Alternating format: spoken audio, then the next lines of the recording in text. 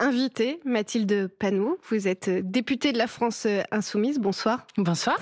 Lors d'un déplacement à Toulon, Christophe Castaner a finalement corrigé le terme d'attaque employé mercredi soir pour désigner l'intrusion de manifestants dans l'enceinte de la Salpêtrière.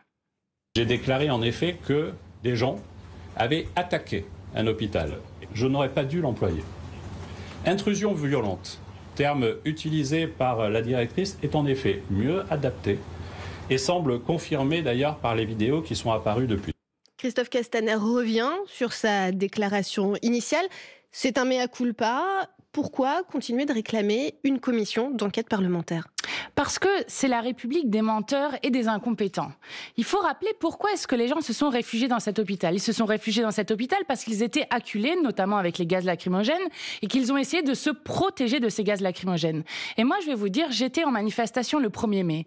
C'est devenu un parcours du combattant pour aller manifester. C'est-à-dire que, déjà, pour vous rendre sur place, c'est extrêmement dur. Vous avez des contrôles d'identité extrêmement fréquents pour aller manifester.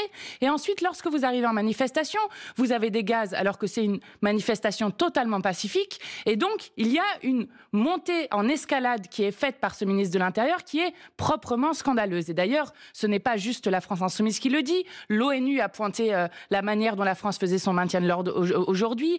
Le Conseil de l'Europe a fait de même. Il y a 350 journalistes qui ont fait une tribune sur la manière dont on les laissait faire leur travail. Donc, il faut arrêter avec cette gestion du maintien de l'ordre qui met en danger les manifestants et les policiers. Et c'est ce que nous disons. Et sur la question du mensonge qui a été faite, c'est quand même incroyable d'avoir un ministre qui affirme un mensonge comme cela, et heureusement qu'il y avait les vidéos pour justement contrer ces affirmations qui étaient faites au plus haut niveau de l'État. Édouard Philippe affirme que son ministre a sa confiance. Vous réclamez sa démission.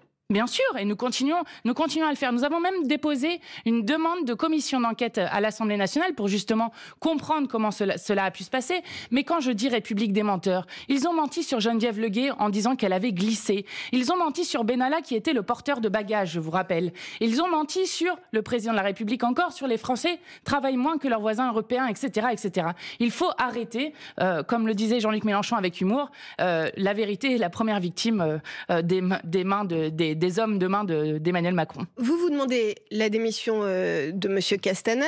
Donc votre jugement semble fait. À quoi servirait cette commission d'enquête ? Alors, cette commission d'enquête, elle permettrait de comprendre exactement ce qui s'est passé, pourquoi les gens se sont réfugiés à cet endroit-là, et surtout de comprendre comment un ministre de l'Intérieur peut affirmer de telles choses. Alors, mais s'il démissionne, c'est encore mieux, et nous n'avons même pas besoin de la faire. Mais pour l'instant, nos appels à la démission, qui sont quand même relayés, nous avons créé avec 40 organisations un comité de vigilance sur les libertés publiques, et nous continuons à travailler sur cette question-là. Et donc, c'est un peu partout des organisations qui commencent à s'inquiéter de la dérive autoritaire de ce gouvernement qui est extrêmement forte et qu'on voit absolument partout et qu'on a vu de manière extrêmement violente avec les Gilets jaunes. Donc s'il veut partir avant que nous créions la commission d'enquête, avec grand plaisir. On va parler des européennes puisque les listes sont désormais déposées, leur limite est passée. La France Insoumise est créditée de 8-9%. Où sont passés les électeurs de Jean-Luc Mélenchon ? Ils étaient 20% lors de la présidentielle en 2017. Alors déjà, ce qui fait foi dans une élection, c'est le vote des Français et des Françaises. Donc nous attendrons d'avoir les résultats. Donc 20%, c'est toujours l'objectif. Mais même plus, notre objectif, c'est d'en envoyer le plus possible. Parce que nous savons que ce seront des députés qui respecteront leur programme et qui seront des députés de combat avec la France Insoumise, comme nous le faisons à l'Assemblée nationale. Donc nous verrons avec les résultats. En tout cas, il y a une chose qui est certaine. Il faut sortir, parce que la République En Marche joue à cela, il faut sortir de ce duo mortifère qui offre deux choix à l'Europe, qui sont le choix entre le Rassemblement national et la République En Marche, qui sont finalement des choix. Moi, je n'ai pas envie de choisir entre deux mouvements qui sont contre la hausse du SMIC, qui sont contre le référendum révocatoire, qui sont pour informer des enfants pendant 90 jours, voire plus, qui sont pour faire travailler toujours plus les gens. Je pense que en Europe, on peut avoir des choses quand même beaucoup plus progressistes que cela, et c'est ce qu'offre la liste maintenant le peuple. Et puis, il y a une dernière chose qui est importante sur la question d'où sont les électeurs de Jean-Luc Mélenchon. Nous sommes crédités dans les sondages à effectivement 9,5% à peu près en ce moment. Pourquoi ? Parce qu'ils comptent sur le fait que les électeurs de Jean-Luc Mélenchon vont aller s'abstenir. Parce qu'effectivement, nous avons un électorat populaire. Comment aller les chercher, ces électeurs ? Actuellement, qui actuellement sanctionne cette Union européenne-là, qui est antidémocratique, antisociale, anti-écologique, en n'allant pas voter.